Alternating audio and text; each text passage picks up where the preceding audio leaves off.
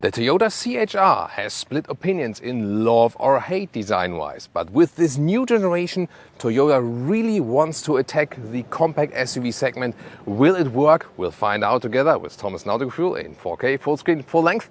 Let's go here with the special version, the GR Sport, that has sportier accentuations in the lower part with this honeycomb style right here, a stronger, sportier, lower intake area as well. And the overall design, you can see, it is kinda special and unique, but at the same time, I feel it will be less splitting opinion than the predecessor.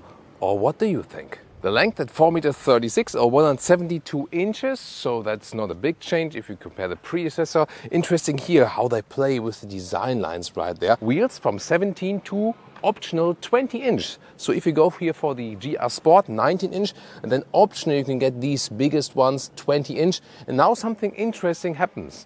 When you go for the plug-in hybrid version, or here for the hybrid version with the 20 inch wheels, then you get the new frequency adaptive dampers. So they actually rule in an adaptive way, but in a passive adaptive way. You cannot control them from the inside or so on, but they react accordingly to the impact they get. So let's see in riding if this makes a huge difference. But also the base suspension has been reworked to be a little bit sporty, but more comfortable at the same time, they say. Look at how they integrated these horizontally drawn tail lamps into some kind of rear wing for the whole rear, right?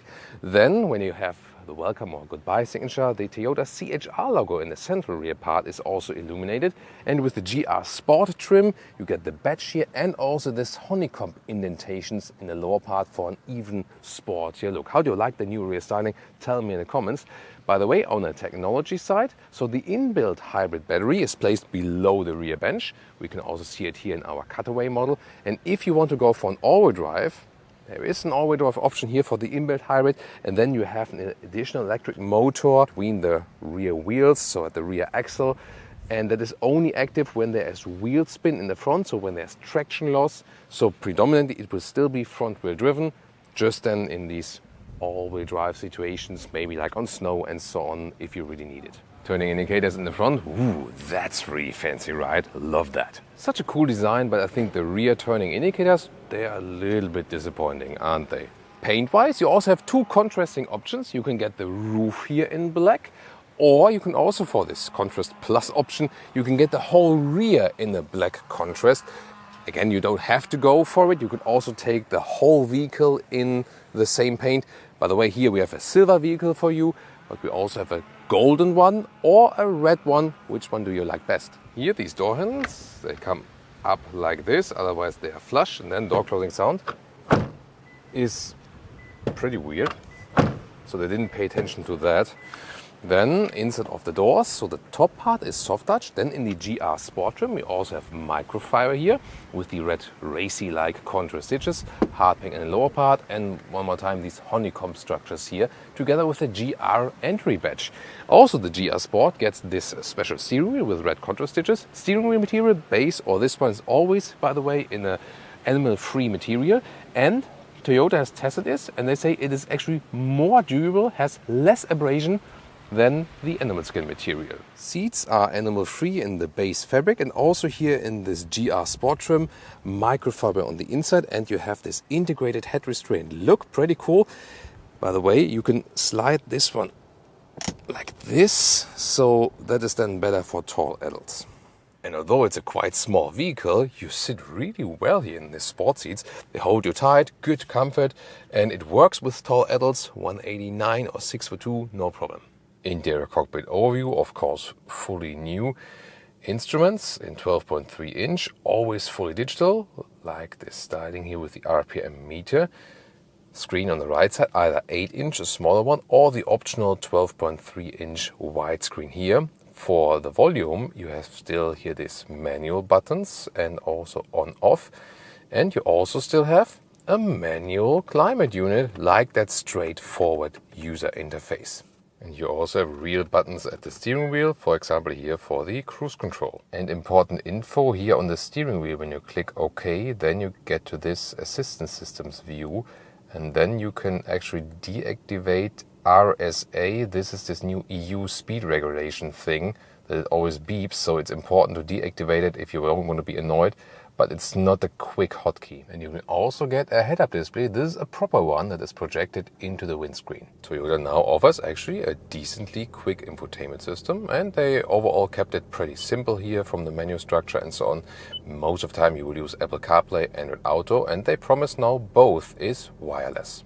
Because of the rear design, the view to the rear window is kind of limited. That's why they equipped it here with the digital camera mirror.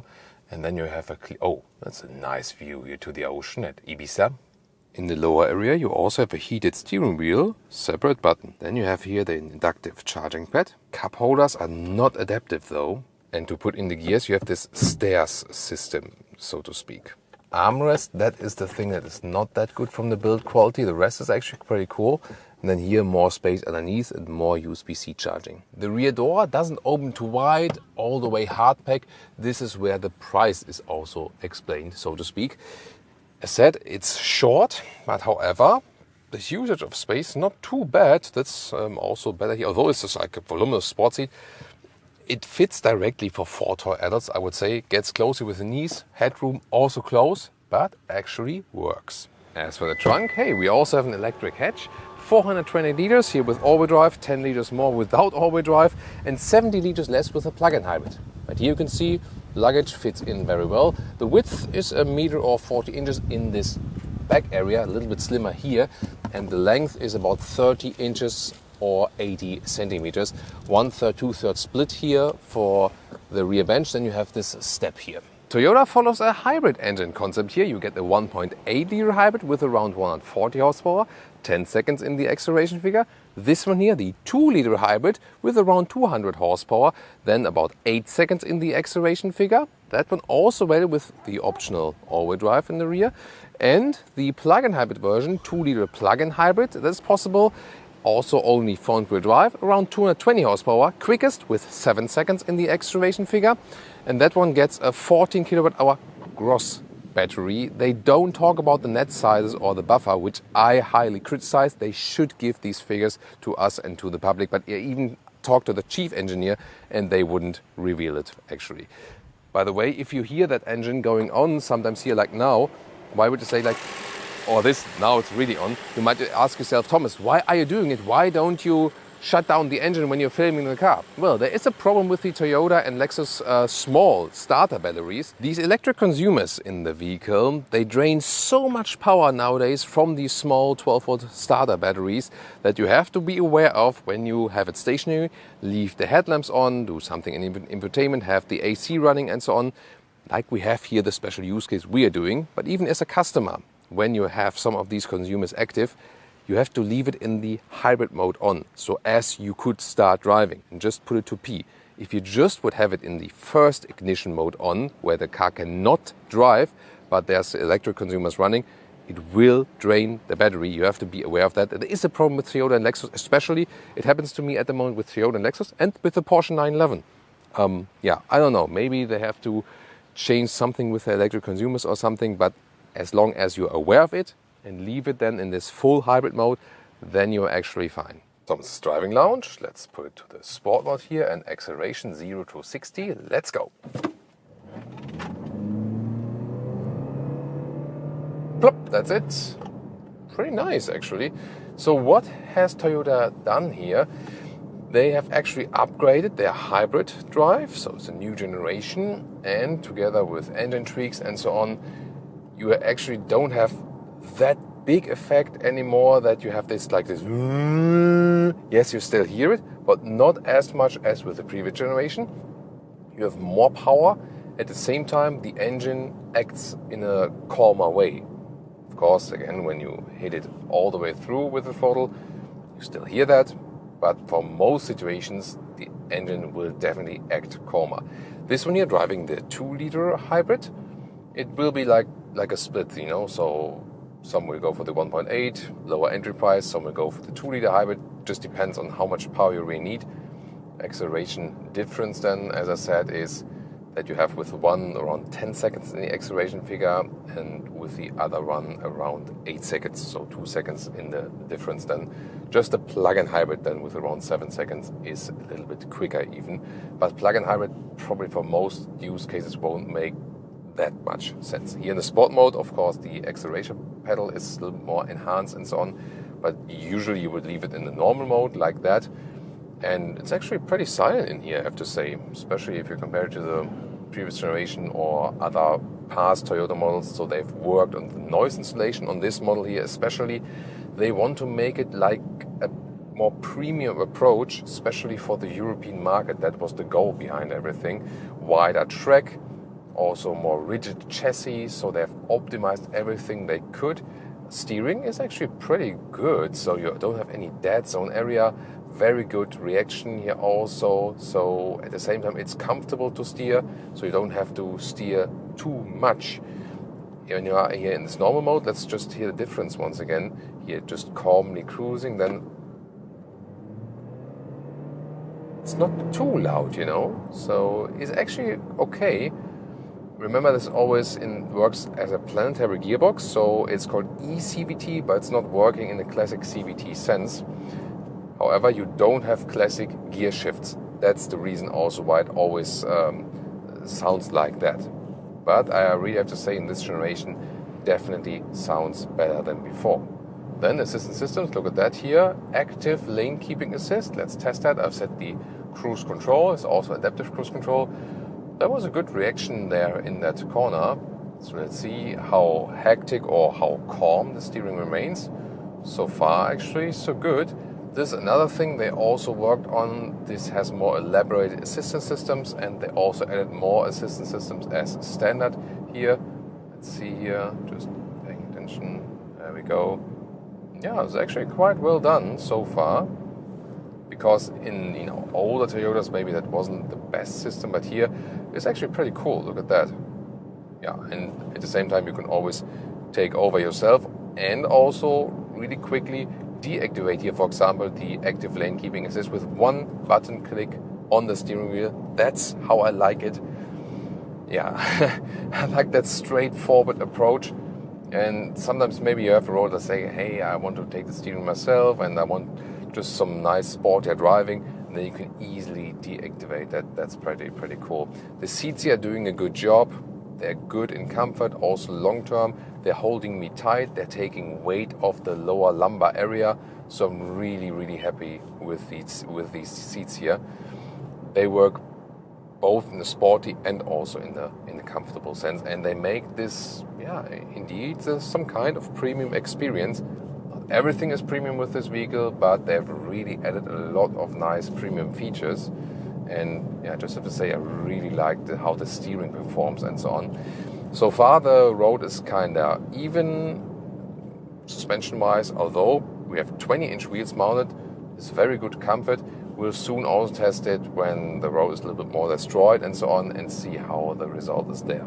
As for the hybrid drive system, when you accelerate, especially accelerate harder, then always the combustion engine is on. However, if I lift my foot off the throttle, directly goes to the EV mode, RPM drop to 0, and even then I can slightly accelerate and it stays in the EV mode. This will predominantly be used in the city, for example, but even here, when the road is going a little bit downhill, goes to the EV mode. When I'm a little bit more on the throttle, goes back again. And because the engine is now more silent, you hardly hear or feel these transitions. So it's really seamless, very smooth transitions between the EV mode and the combustion engine mode. That's definitely well done, and it also helps with the fuel economy. So here at the moment 4.7, so less than 5 liters on 100 kilometers. That's close to 50 mpg US and something close, a little bit less than 60 mpg UK. That's of course really good, also just monetary wise, and of course also for the environment, less CO2 output in the city, and just better for the pocket. This inbuilt Toyota hybrid system really works. The question there, considering these good results, is if the plug-in hybrid really makes sense. Only probably when there are special tax benefits in your country, in Germany, for example, something like that is also still in place, then the plug-in hybrid drivetrain might make sense. and if you can really recharge it externally. For most use cases here, this inbuilt hybrid system will do just fine. And let's put it one more time here to the sport mode for some agile driving and some nice corners. As I said, the steering is really likable, very precise, very direct. 20-inch wheels here together with the frequency adaptive dampers. Again, they don't get stiffer in the sport mode or something, but they react on the different impact they get actually. And so far, when the road is even, is good. Just when there are some bumps in the road, then you feel the 20-inch wheels. So if you want more comfort on destroyed roads, you definitely should stick with smaller wheels. Here, when you have the all-wheel drive or plug-in hybrid, you also have the bigger brakes, by the way, just because of the added weight. But the brake feel itself is also really nice. Remember, they also have to do this brake blending because they also have the regenerative braking when you're in this, in this first moment of braking. But it's actually fine. Also, a very smooth transition of that. The car is fun to drive, definitely, especially because of steering and suspension setup. Really cool here also in the corners. The only thing we felt, Leah has complained a little bit that she tends to get sick in this vehicle. It's really very different in which vehicles the passengers get sick when you have a lot of, curvy roads and so on. And I'm not sure yet what is the real reason for that it sometimes works and it sometimes doesn't. It's just that we can state this experience here. But for me as a driver, it's actually a lot of fun here in these corners. And the engine remains pretty calm. At the same time, especially with the 2-liter engine here, you have some good accelerating out of the corners. The all-wheel drive, as I said earlier, is not there to support a sporty driving. It's just active when you have wheel spin, so when you're driving on snow and so on. But here, even when I do some performance driving, the all-wheel drive doesn't really play a role. So you only should get the all-wheel drive if you really need it in countries where you have these harsh winter conditions, you often have snow and very slippery roads and so on, then it actually makes sense. Oh, in front of us, there's now a golden vehicle, and seems that I'm catching them pretty early.